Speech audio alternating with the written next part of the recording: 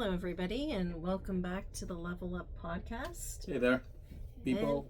And it's episode 17. Whoa, where's the time going already? I'm not sure. Yeah. Anyway, today's subject matter is Accountability is Power, a playbook for owning mistakes and moving forward. Yeah, mistakes, we all make them. It's really just how you deal with them that determines how you come out the other end. Exactly. So, I guess we might as well just jump right in because we covered off the intro. What? No, do your intro. It's an important one. You gotta do your intro. So the real difference comes in how we recover, take responsibility, and grow from them all. So in this episode, we'll explore the art of making mistakes and even greater art of recovery and the role of accountability that plays in turning setbacks into setups for success. Into triumphs as well. Exactly. So we've got our standard Q&A section. So the first part, we're going to focus on the art of making mistakes. Yep. So the first question is, why do we often see mistakes as failures instead of opportunities to learn? Okay, well, I could jump right into this one. I think, most societies, basically will send you to school. And at school, you're taught that mistakes are bad, right? You're taught that there's one way to do most things and there's a right way. And, if you don't do it that way, you're probably going to make a mistake. We're not rewarded for mistakes. We're rewarded for, getting it right. We're almost punished for making mistakes from a very young age, right? So literally, I think if you make a mistake at some point, you're going to, experience feelings that you probably don't want to experience again. So, you're probably going to try to stay in line for, it's a certain form of conditioning, right? I mean, it takes place at an early age. And as you get older, you tend to keep that, with you. And so generally, I think the people who actually are the ones that make mistakes are the rebels, the ones that basically are willing to go against the grain and say, okay, I was told not to do this, but I'm going to do it anyway. And in a lot of cases, those are the game changers, the entrepreneurs, and the people who actually go out and change the world because they're not afraid to make a mistake. Because in all honesty, you don't learn anything from following, the right road by staying on the straight and narrow, by not basically making any waves, by being a wallflower. You learn when you basically make a mistake. You learn how far that line is that you could push, and and that's where you really figure out creative ways of basically circumventing any system. Right? What about you? Have you ever made a mistake you wish you didn't make? I'm sure I have. I've probably made a lot of mistakes. I can't think of one off the top of my head. Did you learn though? I mean, did it form you? Yeah. It always makes you think about, maybe I won't do that next time because of the outcome that came. Yeah, but did you have a choice? Was it a situation where, there's two choices here, a mistake, and then if I don't do this and I basically do what I'm supposed to do, I'll be okay? Or was it just two bad choices you made? You took the lesser of the two evils. Yeah, pretty much. Yeah, I don't think most people will intentionally go out there and say, I'm going to make a mistake. I think, we're given a set of circumstances that, you're there. You're in it. Yeah. You've got to make a decision. And you have to decide. You have to decide. So I think the biggest mistake people can make is not making a mistake in fear of the outcome. I really think that you have to actually follow through whatever decision you make, good or bad. You follow through. You know? Yeah, you have to, for sure. That's where any type of growth is good. I mean, I know a lot of folks who basically will, make a mistake and then lie about it, deny. And as a result, they lack character because they're not willing to own what they did. I think the true growth in making mistakes is taking accountability for it and saying, hey, yeah, I did this and it didn't work out the way I wanted it to, but I learned a hell of a lot, and perhaps if I had to do it over again, I might do it a bit differently. However, I own what the end result of this was. Yeah. Okay. So the second question is, how can making mistakes actually sharpen our skills, resilience, and creativity? Well, again, it goes back to, you don't learn anything by staying on the straight and narrow. It's like reading a book and doing exactly what the book tells you to do, right? If you're ever given something, a variation of what that thing you read is, you're screwed. Yeah. Right? Or if it doesn't come at you the same exact as the theory, the theory does. If you're in the real world, and we all know that the real world is extremely different than any course or any book you can read. If you're not able to basically adopt, and the one thing I've noticed too is that there's two types of people that I've encountered: the ones that make mistakes propel them forward, and the ones that make mistakes pull them totally back. Right? Because we all make mistakes. It's inevitable. Once you're alive, if you're human, to human is to err, right? So you're gonna basically screw up at some point. Some you're gonna screw up big, other you're maybe a bit smaller, but we're all gonna screw up. The key is how you deal with it, right? And you have to have the fortitude to, growing on this journey, I've encountered, not directly, but I've sort of seen entrepreneurs and heard of entrepreneurs who literally lost billions of dollars and started over. Yeah. Because that's a true entrepreneur, because basically it teaches you that it's actually it's nothing. Okay. It's okay. It's who you become. Yeah, it's like, what do you do for your next step or your next idea? Man, you take that one didn't work. You take it one day at a time, right? But you've learned what not to do, and then chances are anything that comes your way after a tremendous misstep like that, you're going to be able to handle. If you don't make mistakes, if things don't go wrong in your existence, if you don't experience hardships or difficulties or adversity, if it ever comes, if it ever happens to you, you're screwed. Yeah, like you're done. You won't be able to cope, right? So I really do think that in becoming whoever you're truly meant to be, if you're willing to basically put the time, work, and effort in, and the honesty and accountability, and to grow as big as you can be, you have to be willing to basically make mistakes and to recover. I think it's a natural part of, look, when we're young and we're babies and we basically start to walk and we fall down, you don't stop walking. You don't stop trying. Yeah. Same thing riding the bike. Same thing riding the bike. Same thing driving a car. Same thing learning to dance. Right? You're not going to get it the first. Well, if you do, that's wonderful, but it might give you a false sense of security for other things in your life. True. All right. The whole idea is to basically make mistakes and grow from them. Okay. It's number 3. So number 3's, what's one personal mistake that taught you the biggest lesson in life or business? Personal mistake that taught me the biggest lesson in life or in business. Well, this wasn't really a mistake, but I think the thing that sort of really formed my understanding of a lot of things was when I figured out everyone's not like you.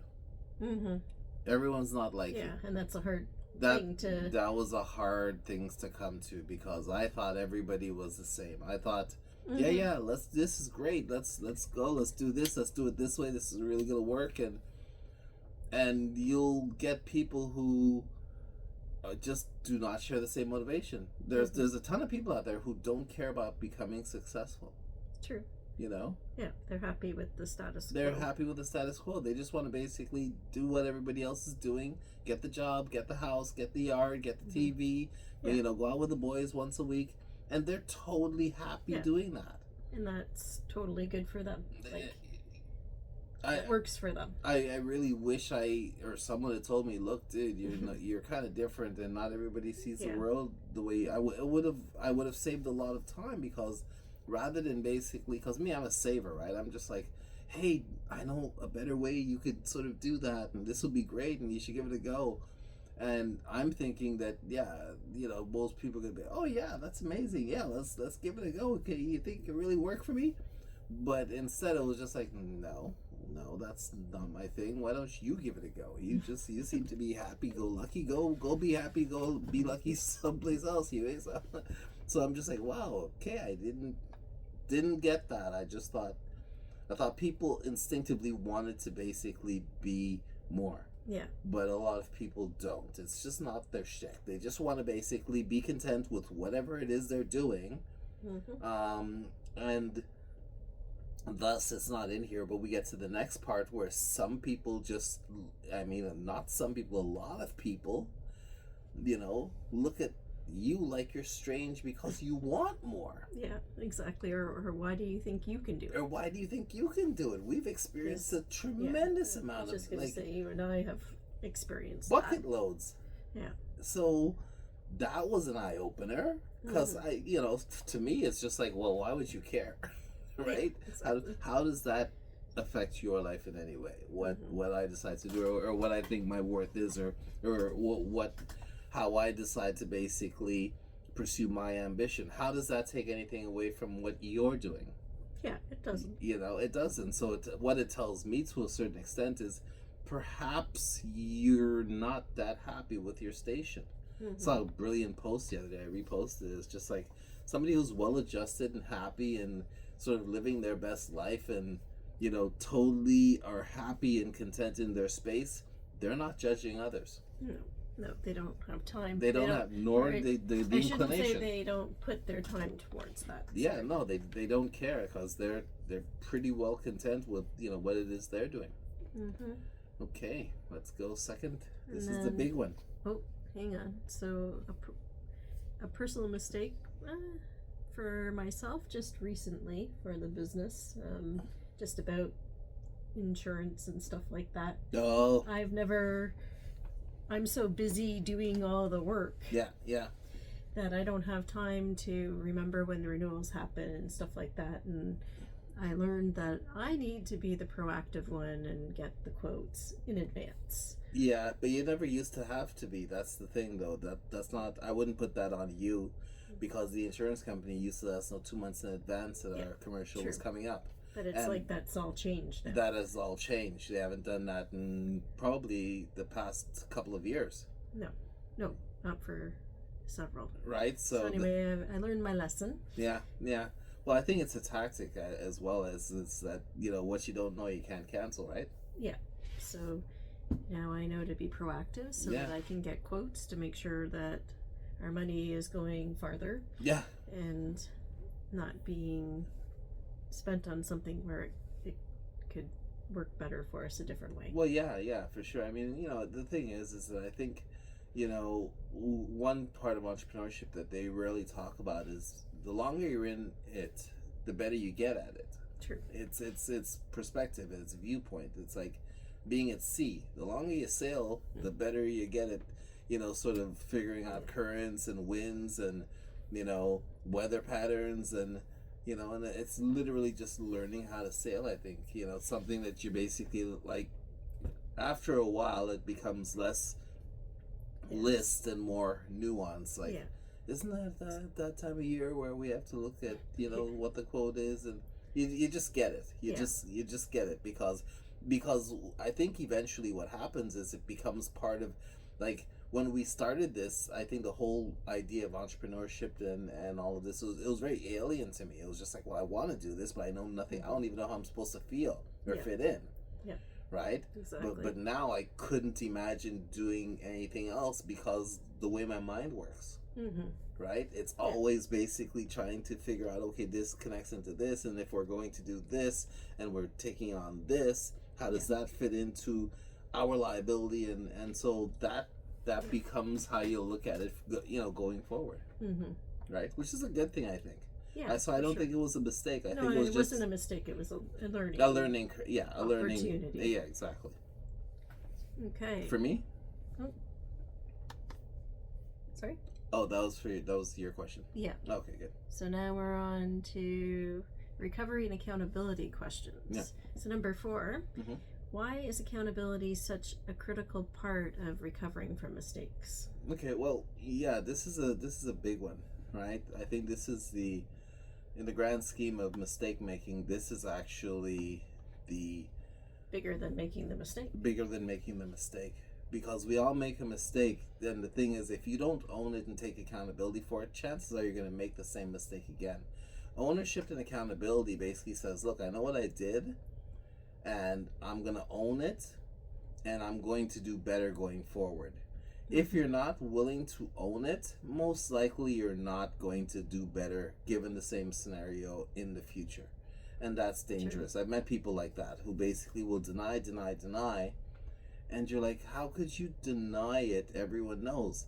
And there's usually one of two reasons why people deny things. One is basically they don't have the strength in which to take. They don't want people judging them. Mm-hmm. Right? They can't be, oh, you made a mistake, oh, you screwed up, oh, you did something you weren't supposed to. Mm-hmm. That is greater than them basically saying, okay, I did this. And the other reason I've noticed with a lot of people is they don't want to grow.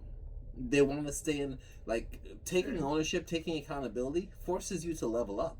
Mm-hmm. It forces you to become that person that basically is responsible for your actions, for more than just your little station in life.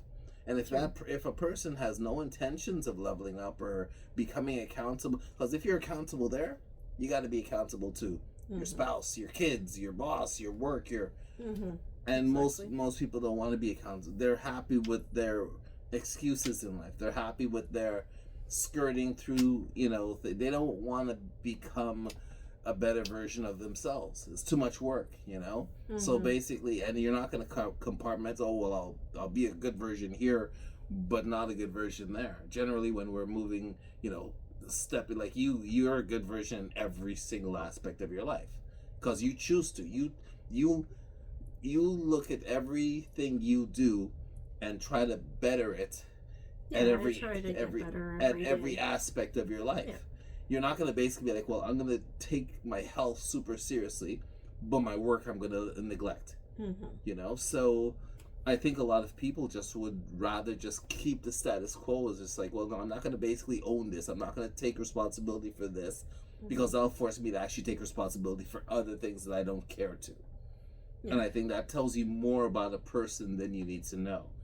Because I've learned that that's not something you could actually, you can't demand that of somebody. No. Accountability. No, they have to do it. It's their call. It's totally their call, right? So, and you have to respect that, right? I mean, for sure. Yeah, I've learned that as well, as that just because I'm a certain way, it's not the right way. I don't know what that person's circumstance is or what their social dynamics, family dynamics, whatever got them to that space. Yeah. Maybe that's a better fit. Well, it's a better fit for them, clearly. I can't say, well, why don't you become more of a person, because that possibly could be a detriment to them given their surroundings. Yeah. If nobody around them is becoming or stepping up or becoming accountable or they might become ostracized by their safe space. True. Right? So my life is dependent on me taking accountability, because if I don't take accountability, I have nothing or no one to fall back on. Well, except you, but I would never put that on you. I have me. Right? So if I basically, if I hold myself accountable to my behavior, I never have to worry about falling behind or falling through the cracks, because I'm always putting out my A game, right? Yeah. So that's really what accountability is for, is basically if you're responsible and if you're basically stepping up and you're doing as much as you can in any given situation, as much as, no one's perfect, so you're gonna screw up. You're not gonna basically get everything right, but as long as you're trying, you'll be able to basically elevate. I mean, life is not, you know, Yeah, it's not absolute. it's not black absolute. and white. Yeah, and you know, as long as you're not like drinking your face off or partying your face off every night, you could basically life will be on your side. Yeah. Yeah. Okay. I think we're on 5.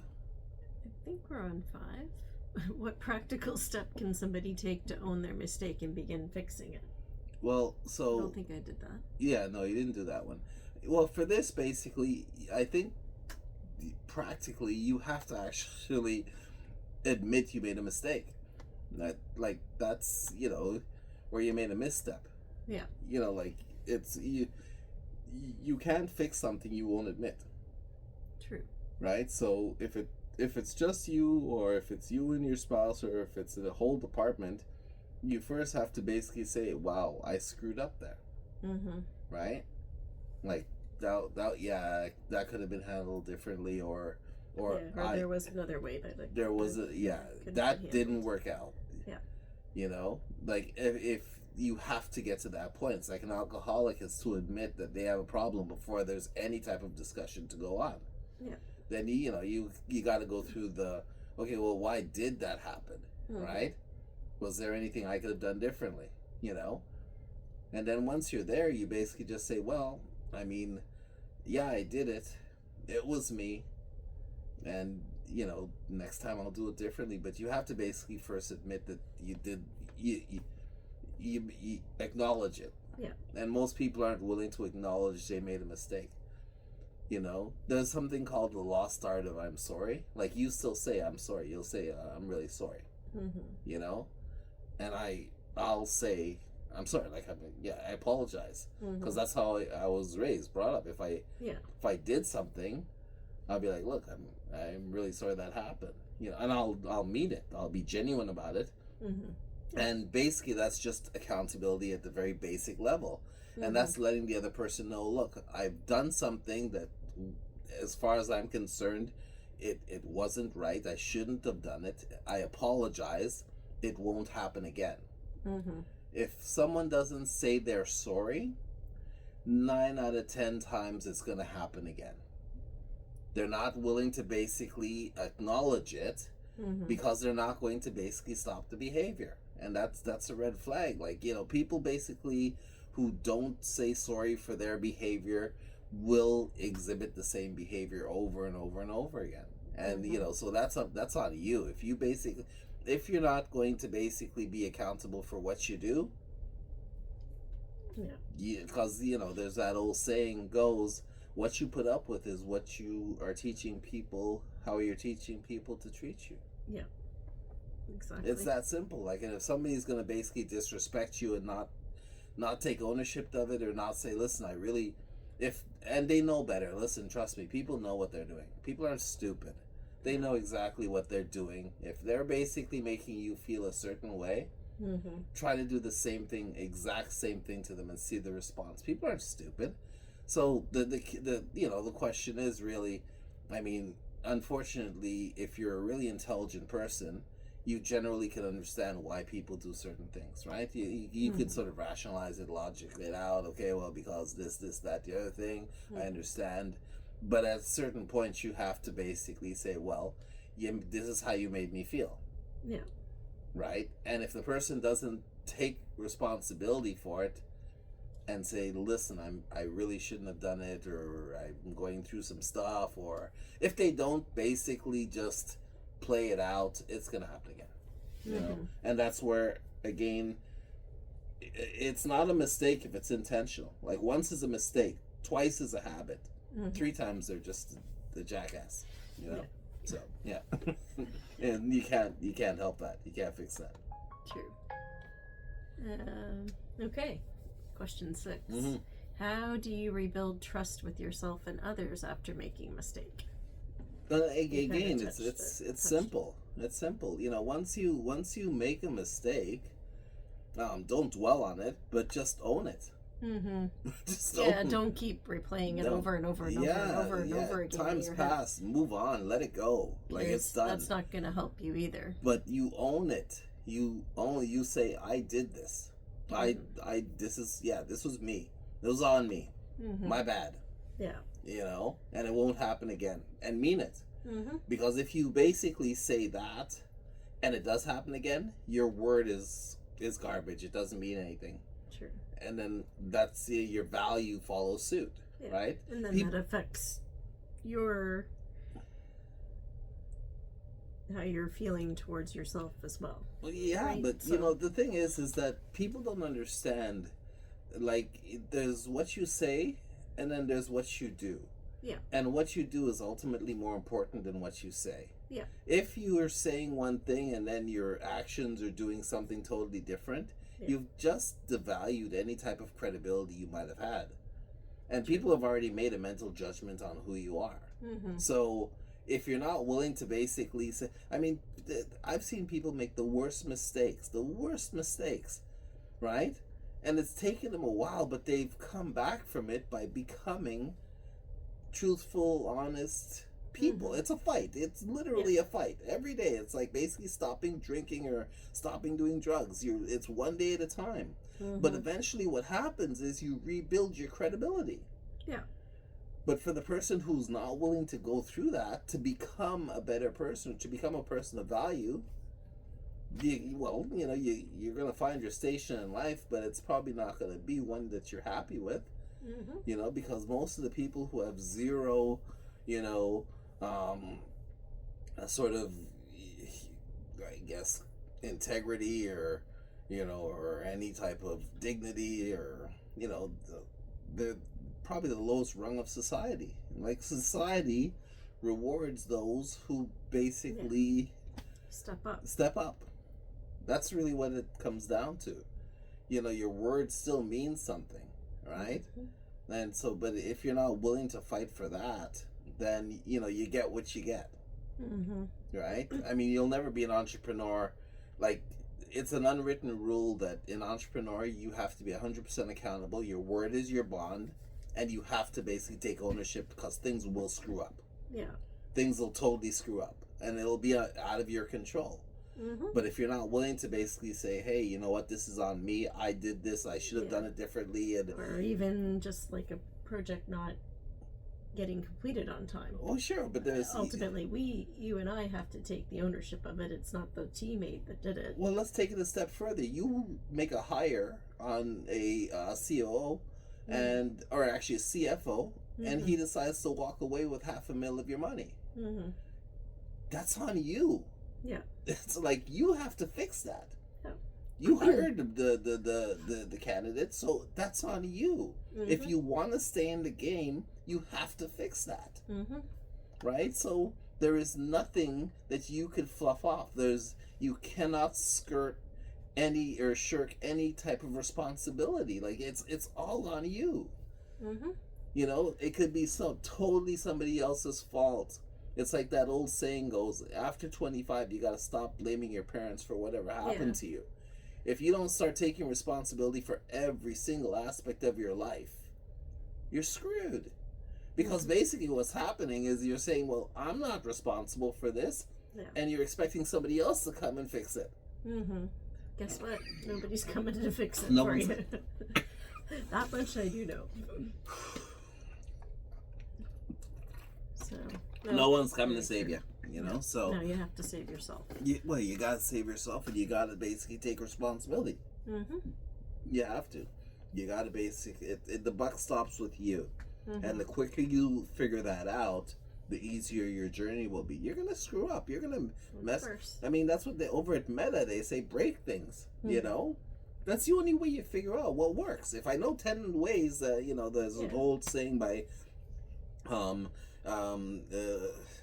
not Einstein. There was who was the guy that invented the light bulb? Edison. He basically said, "I didn't fail 10,000 times. I just figured out 10,000 ways it doesn't work." Yeah, exactly. And that's like anything else. And he solved it. So, but yeah, you will if you stick if you stick at it long enough, you're gonna solve it. Yeah. But if you quit and you basically say it can't be done, you're right. Mm-hmm. Just not by you. Yeah, exactly. You're right if you think it can't be done, or you're right if you think it can be done. Henry Ford. Yeah. So, okay. Mm-hmm. Any other points before we? No, I think we killed this one. Yeah. Yeah. That's good. Yeah, I liked it. Okay. So, everybody, thanks for tuning in to our podcast. Thanks, guys. Episode 17. 17 and climbing. Mm-hmm. So remember, mistakes don't define you. Hopefully everybody learned that from this episode. Mm-hmm. And how you respond to them does. Yep. So if you enjoyed today's episode, we'd really appreciate it if you subscribed or shared it to somebody else who could use this as a reminder, and leave us a review. So until next time, See you guys. keep learning, keep growing, and keep leveling up. Keep leveling up. Yeah. See you next week. See ya. Bye.